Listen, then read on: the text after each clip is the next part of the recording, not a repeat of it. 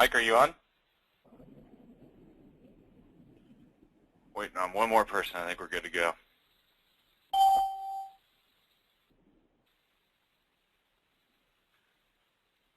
Mike, is that you? Yes, it is. All right, man of the hour. I think everybody's here, so we're going to go ahead and get started. This is the third one of these we've done today, and so we have lots of questions that have come in generally in the presentation. Feel free to interject. I'll definitely stop after certain sections. So my objective in the presentation is that A, you get some good legal context to what the new TCPA law is. B, you're able to ask questions about the TCPA law and what it means to you. And then C, a thorough overview of the click point response and what our solutions are and how they are going to help you to stay within the legal requirements of the new TCPA law. So first and foremost, Dean Brecky from Mead & Associates is on the call with us today. I'm going to let him give a little bit of the legal overview. Just real quickly, TCPA goes into effect October 16th. If you've been to any of the recent LeadsCon events in New York or even in Vegas before that, it's been probably the biggest topic of discussion. Leads Council has had at least 10 TCPA meetings regarding the law and what it means. And there's about 3 companies now that are providing solutions to stay TCPA compliant. ClickPoint being that we represent not only lead buyers but also lead sellers.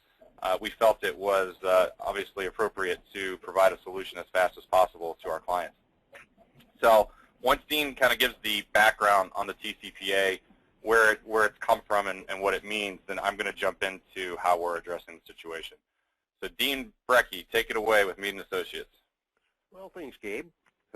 Just to correct one thing that you said there, that it's taking effect on the 16th. Actually, the TCPA has been around since 1991, and so everybody's pretty well familiar with all of that. It was called the Telephone Consumer Protection Act, and first set up the regulations for telemarketing and commercial sales.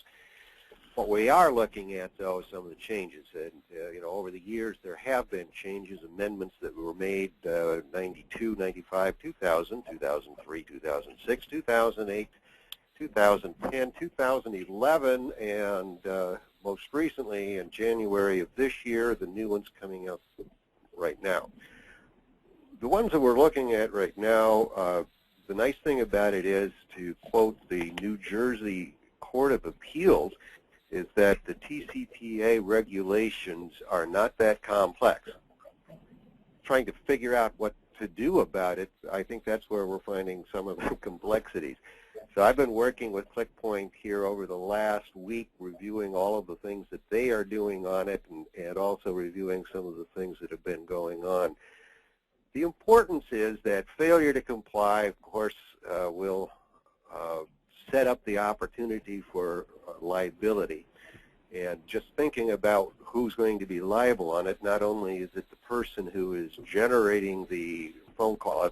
Let's just step back. This new one will be affecting, the new regulations affect those people who use automatic dialers to contact consumers through online registration. And the requirement's going to be is that before you can do so from now on, you have to have a very clear, concise, direct consent from the consumer to make that phone call. So the other thing is that it only affects any equipment that can be auto-dialed. And so if you are manually inputting phone numbers to make these calls, these new rules are not going to be affecting you. Now, for some people, that might be a great option. We're just going to punch in, have our operators punch in each number as we go along. But for people who are doing high volumes of things, probably not the best solution. So obtaining the express written consent is going to be an easier way to go. You can use the auto dialers and click to dial. By the way, click to dial probably is going to fall into that auto dial category, even though somebody is manually clicking each number. If the system that you're using allows for automatic dialing, click to dial falls under the automatic dialer requirements. And so what we're looking at right now is coming up with what is it going to take. And let me go back one page for me. Yeah, one of the things that I opened up on the screen, Dean, for everybody to see is the consent portion. So if you break this law down into two parts, really, you've got the consent, which the consumer has to agree to be called, and then you've got the dialing function of this law, which basically states that if you're using click to dial or any sequential or automatic dialing, that you have to have this express written consent. So our solution on both the lead buyer and seller side, it's a little bit different. So on the lead seller side, you have to ensure that you have this consent. If you're getting leads from any third parties, you're showing this consent on the form that you're getting the leads from, because ultimately when you sell a lead, you have no idea on the other end if they're going to be using an automatic dialer or not. And so that's really where on the lead seller side the problem comes in, because you need to be able to show proof over 5 years, which is a requirement of the law, that you have obtained that consent. And one of the things that we've seen and why this is so scary, and we're not trying to scare anybody with this, but the white paper that you'll see in our KB and that we sent out a little bit earlier today gives some of the case precedents. And some of our clients and people that we know in the industry are already involved in class action lawsuits. It's not so much the FCC that is the main, or at least the primary concern of a lot of our clients. The primary concern is the lawyers that are banding together for class action lawsuits, because the fine fee schedule that the FCC has enacted makes it very, very attractive for class action lawsuits right now. To give you an example, Farmers, State Farm, all of them have been labeled in a class action lawsuit right now. There's probably about 20 to 30 more on the books right now, and it's just one of those times where you want to be doing everything that you can to take precautions. The other thing about that, Gabe, is that when we're looking at the legal side of things for class action lawsuits, it's split all over the place. Some states will allow it to say that there is authority for under the law to do a class action. Other ones said, no, this isn't conducive to class action. So it kind of going to depend on what states you're operating in at the particular time if you're going to be even need to concern yourself about those class actions. So the courts are just all over the place on this thing, but what we've also seen is that just to get away from the burden of defending against a class action suit, there's been some major settlements, multi-millions of dollars, and just to settle, make the thing go away. And so as an attorney, when I look at things, and my background is primarily in defense work, is a lot of people are filing these things just hoping they're going to get a quick settlement out of somebody, and they don't really have the information that they need or that they can prove that there was really a thing. But what the defendants are looking at is, I can't prove that I did anything right either. So this new one, it kind of clears up that muck for us, and the main issue is that the consumer filling out an online form receives a very clear and conspicuous disclosure that they're going to receive a future phone call that could be either auto-dial pre-recorded telemarketing messages on behalf of a specific marketer. So if you're a person who is selling leads, that's going to have to be clear who it is that's going to be making that call to them, so that they know that it's happening, they can expect it, and then, like Gabe had said earlier, got to keep this information for 5 years. And I think what he has done for the solution at ClickPoint, really, that information is pretty crucial kinds of information to show that the person that you have called actually went out and consented, and that you can prove it was them. Correct. Yeah, thank you, Dean. And I think at this point we'll take a quick break. And does anybody have any questions for Dean before we move into the way that we're handling this with the solution? Yes. Is this Gabe? This is Gabe. Gabe and Dean. Yep. Gabe, quick question to Steve Caldwell. I'm looking at your screen with that disclaimer at the bottom of the form, and it seems to be focused on the automated robocalls. but I do see a line in there that says automated telephone dialing system. So is it all encompassing both the auto dialer and the robocalls? Yes, Yes. and I'll let Dean go into that a little bit further, but yeah, it's definitely all-encompassing.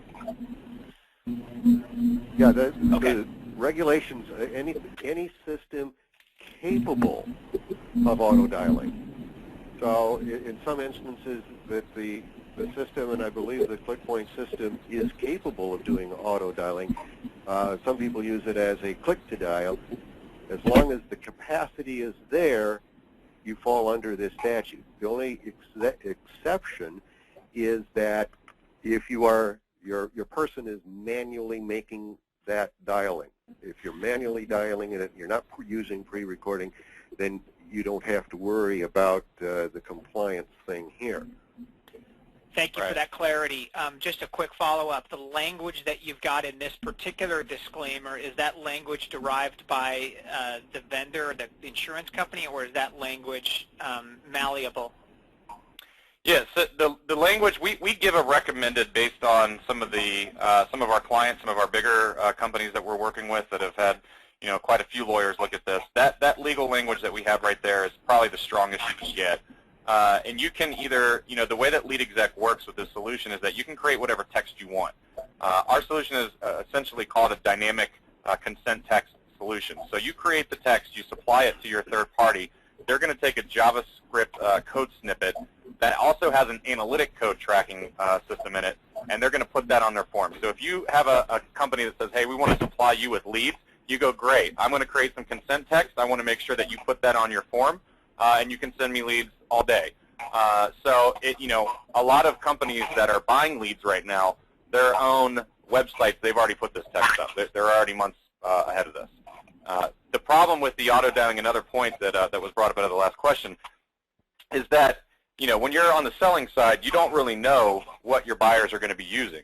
They could be using auto dialing solutions, and auto dialing, just so we're all clear, encompasses click to dial, predictive dial, sequential dialing, anything that does anything other than a key press dialing, manual dialing process. So that's about, what, 90% of all sales companies that are out there use some type of dialing software to get in touch with consumers quickly. So that's what we're talking about, is that if you sell that lead to anybody that has that type of software and you don't have consent present, you're absolutely liable. Okay, so thank you for that that is the clarity. Yep. Sure.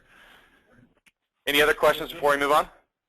Yeah, just one. I know this is probably pretty stupid, but in this case, you're selecting a radial so that you positively accept these terms. But is it enough to just have a disclaimer so that when they hit submit or contact me or whatever, the disclaimer by itself is sufficient proof that they've given that that approval? That's a great question. It's one that we had earlier today on two of our earlier demos. We've had it go both ways. We've had some legal counsel that we've talked to say that it's not enough just to submit. You need to have the checkbox. We've had other legal counsel that said you absolutely should never pre-populate that checkbox and you need to have a checkbox. And then we've had other legal counsel that says you don't need a checkbox. If they hit submit, that's showing intent. So. That's clear. Yeah, it's clear as mud. So I'm always going to court. That's how attorneys make money. Well, one thing that we're doing with our product is when we tie the IP address to the request for that consent text. So the text that's sent from the server is tied to the IP address of the user. So we can validate that they actually requested that text and that text was displayed to them. All right. Is there any distinction between whether they've made a purchase and they're filling out a form or simply filling out a lead form? Another good question. Any marketing calls. So if you're trying to obtain any type of good or service, that's what's clearly outlined in the law. So if you're, if it's a, there's been a couple of cases. I think Dean, you had just there's one recently where they're trying to decide if debt collectors fall into this because they're not actually trying to sell a good or a service, but they're collecting on debt. One judge, a small, circuit court judge overturned it and said no, they don't fall into this because they're not trying to market or sell anything. But federal judges on a higher court have said that it does fall into that category. So I think they're still trying to navigate, and like Dean said, you've got certain states that are different than others, and so you're going to see a lot of mixed messages coming from the court right now. What if you have a very large existing database? Does the law apply to your existing leads? Yes, absolutely. So you are not. What the law states is that if you have a pre-existing relationship with anybody, that does not count. It also states that the consumer may revoke the permission to be contacted at any time, which makes it even more difficult. So if a consumer says they get 3 calls from you or 4 calls based on the clients that are going to call them, and then a year later they say, you know what, revoke this, and they call you, it's almost like adding them to the DNC list. You absolutely have to remove them. And one of the things that this new regulations also includes that go into effect next week is that there is no such thing as an established business relationship exemption. So even though these are people that you've contacted in the past, you're going to have to make sure that you have this new consent before you can contact them for future. And it also makes it very clear that simply because a consumer is making some kind of a purchase, that is not the consent. The consent has to be separate, it has to be clear, and it has to be definitive that they know that there's going to be calls made. Dean, what I'm hearing, again, this is Steve again, is that if you have an existing database, you have to get that database to re-opt in under the new guidelines. Is that accurate? Yes. That's the letter of the law, but clearly the practical challenge. Hey, Steve, I'm sorry. If somebody is in the background with can somebody mute whoever that is? I'm sorry. There's an ambulance and something else going on back there. So you really, it does render your existing database, even if you have an existing relationship with your customer, obsolete. Is that correct? Yes. And the practicality of that presents a whole other set of questions and challenges. Does anyone really expect every single vendor to get their customers and their database to re-opt in? No. Thank you. I think that's tough. I mean, even when we look at, so here's the thing, Europe is a little bit ahead of us on this, and I will tell you that some of our corporate clients, like Steinway & Sons, for instance, that's one of our bigger accounts, and they have a presence in all of Europe, and we had to enact double opt-in for all of their forms last year. And double opt-in, meaning that the person submits, and then you send out another confirmation and say, "Are you sure you submitted?" Click this, and then that's a lead. And if it doesn't, if they aren't double opt-in, you cannot move forward with that lead. We do have that solution available in LeadExec, but again, you're talking about massively cutting your conversion rate, which obviously to marketers that's a big problem. We want to try and put in a compliant solution, but that also doesn't hurt your conversion rate, right? So the first step is the consent on the form and making sure that any of your third parties are supplying that consent. The other part is that you can send out an email confirmation that says these are the people that are going to call you. Another idea is that some companies are just sending their master list that if they have 10 insurance clients, and this is an insurance vertical, here's the 10 clients that could potentially call you.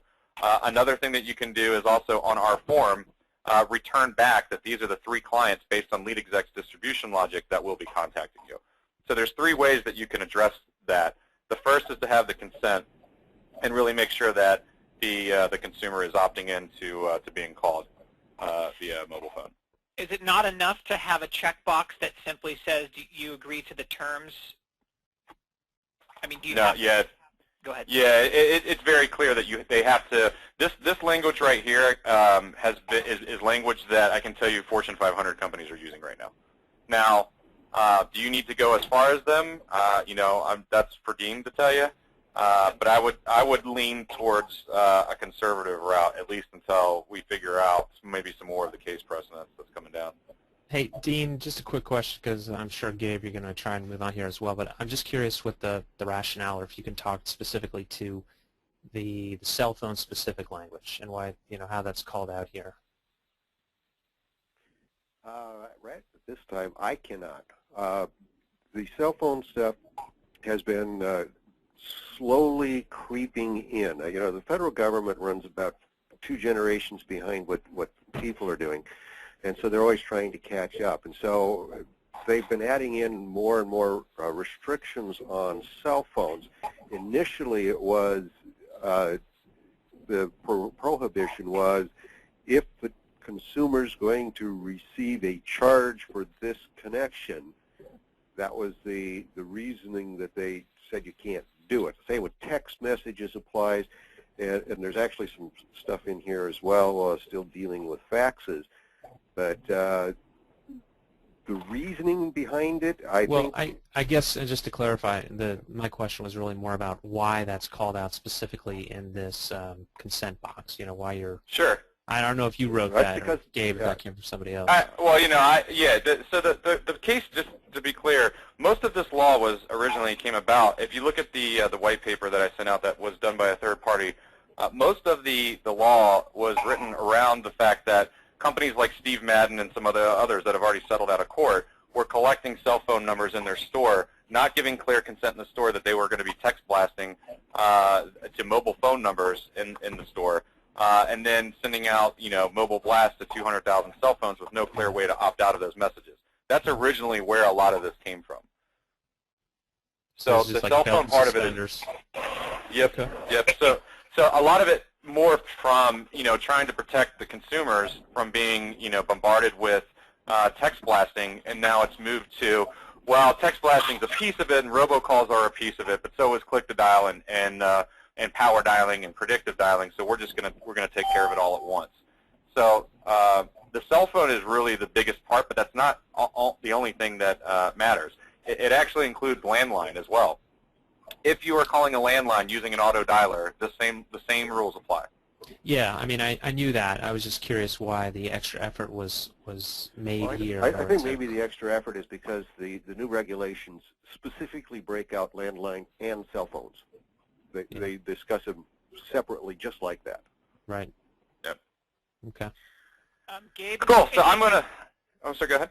Just final question: is there any other way to interpret this other than this could easily be perceived as a conversion killer? That language. Yes and no. Here's the thing. I would say that I try to find the opportunity as a business person in everything. So when you look at this and you're talking about what's this going to do to the industry, and is it going to kill Legion as we know it, and is this going to kill all of our conversions? I think that most consumers, now that they're going to see this language pretty much everywhere, from Lower My Bills ads to Quinn Street to Bankrate, everywhere, I think that it's going to give them some level of comfort, to be honest. And I also think that it's going to shake out unscrupulous companies that have sold their leads more times than they should have and ended up hurting the industry. I mean, if you think about it, think about the last 10 years, how it's gone from, consumers having a lot of trust in online forums to, the shift of most companies now, or I'm sorry, most people would prefer to call a phone number than they would to submit an online form, because they know when they submit an online form, they're going to get called 10 or 15 times.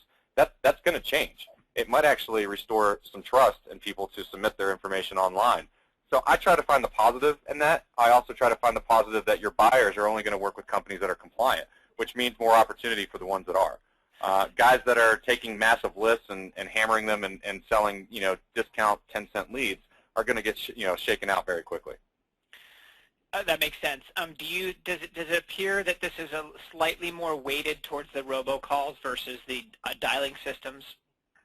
Yeah, I mean, most case precedent, if you look at that white paper, it seems to suggest that. But at the same time, I know personally some acquaintances and accounts where that's not the case, where it wasn't robocalls, it was sequential or power dialing type of scenarios. Great, thanks for the clarity, Gabe. Sure. All right, guys, we've got a lot of questions. I'm going to try and remember as many of these questions as I can and submit them back. I took the questions from the first demo and I put them up on the knowledge base under the TCPA section. And if you haven't seen it already, ClickPoint just updated our ticket system and our forums and our help guide. So if you go to our help knowledge base that's inside of LeadExec, you'll see that I've got a whole TCPA section now with how-tos on how to set it up, what is it, what are the white papers, how does the system go from A to Z. So before I move into showing you specifically how it works in LeadExec, I just want to show you one thing.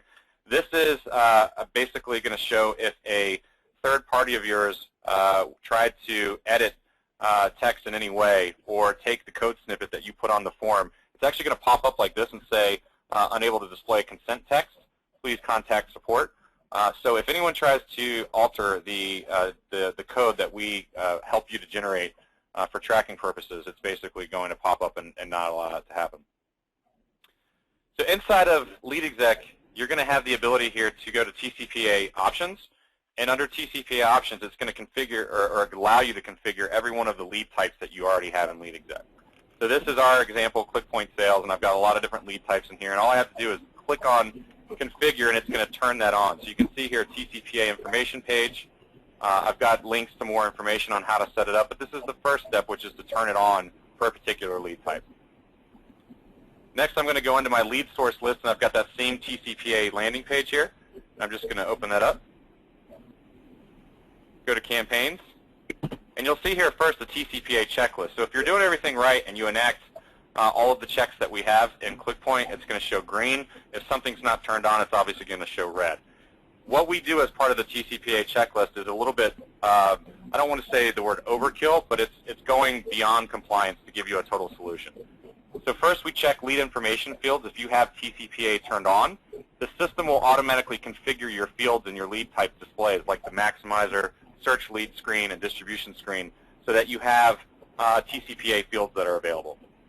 The second is it's going to do a mobile check.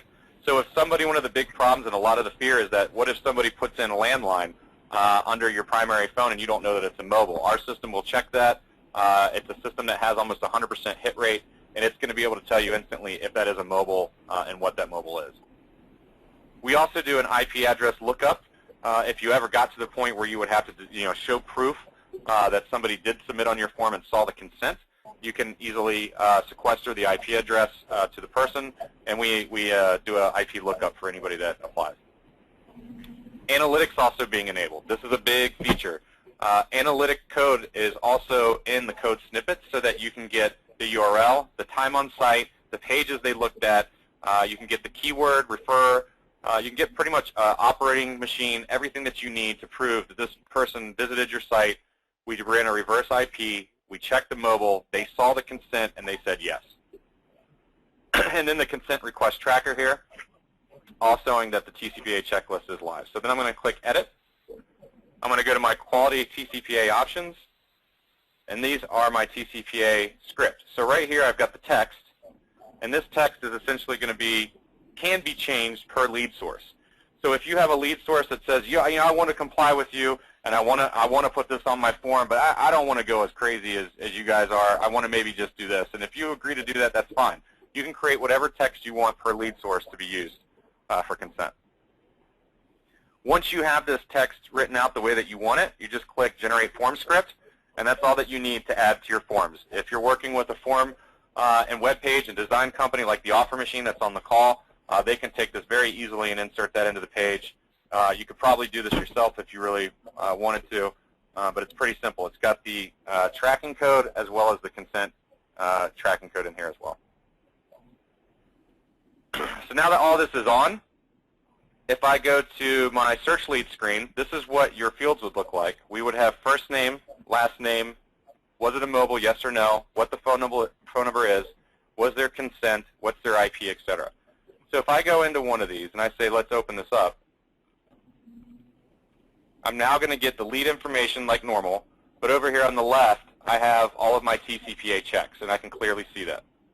If I go to print this information, it's going to print it out into a TCPA verified certified form. So here I've got the certificate that gives me a unique tracking ID, if the consent was given, the date of visit, the time on site, the time on form, the form URL, if the consent was given, what the consent text was, the person's information, if it was a mobile, IP address, what browser they were using, what operating system they were using, where they came from, and what search term. And all of this can be printed very easily. Does anybody have any questions at this point? Okay. So this is what you need to show burden of proof for up to 5 years as pertaining to the requirements of the law.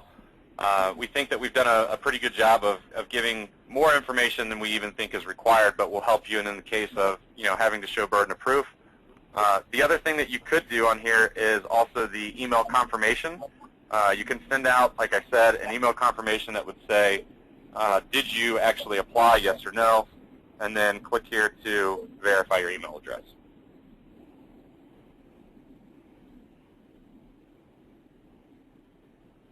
All right, that's pretty much it on the solution side. This is the opportunity to ask any questions you have about the technology, what we're doing. Well, you had mentioned that the screenshot in one of your emails. You mentioned that screenshot thing is maybe a misnomer, that it's not really required. Can you expand on that? Sure. I mean, there's 3 different major solution providers that are out there right now, right? You've got LeadID, you've got Trusted Form, and you've got our solution. I haven't really seen too many others. We've consulted not only with several Fortune 500 companies that have been very diligent in their TCPA requirements. We've consulted with, obviously, Dean and his legal team, and there's nothing that says that you have to have a screenshot. Essentially, all you have to do is prove that they saw the consent. Yeah. So our consent form is patent pending right now, not the actual technology, but the process, because that consent cannot be edited. It cannot be deleted, and it's always going to show if it's on, and it ties it directly to an IP address as well as all of the analytic information. Yeah, it's like an electronic fingerprint. Exactly. So the screenshot technology, we looked at it for a little bit, but it's a little bit, first of all, it gives some latency on forms, and secondly, it's I don't really think it's the best solution for what we're trying to accomplish. It's a solution. It also the screenshot. You take a screenshot, that's great, but then let's say the form, they change it to consent text. You don't know that, and you have the screenshot. Somebody says, "Hey, I didn't consent to that," and then you pull up the screenshot, and you're like, "Oh, wait, they did change the consent text. We didn't know that." This way, you're supplying the consent text. They have to agree to that. You always know what they're agreeing to. There's never any question. And their IP address is always tied to that exact request, which I think is a better solution to just taking a screenshot. Yeah. Yeah, sounds like it. Great. So if there aren't any other questions, this solution right now has been in testing. We've been working pretty much around the clock to get it to launch. It's been in beta internally. We are going to be setting up times on Monday, Tuesday, Wednesday of next week to ensure that if any of our clients need help implementing this solution, we're there to help. So if you guys don't have any other questions, feel free to reach out, set a time to meet with us to put a solution in place, or ask us any additional questions. Okay, is this Brett? This is Gabe. Gabe, Jesse. Quick question. Now, if I have traffic coming inbound to QuickPoint, lead exec, by a call center, so it have the identical IP address, they don't typically have to host a landing page in their center, so they would just have to record the compliant language verbally? Yes, that's a great point. You can get the consent verbally. I would make sure that you talk to your call center and ensure that they are recording the calls, and that if anything ever happened, you would be able to get that call recording, because essentially, if they can't produce that call recording, then the burden of proof is with you. Right. Understood. But yes, that's a great point. It doesn't just have to be on the form. You could obtain express consent through a call recording as well. Okay, perfect.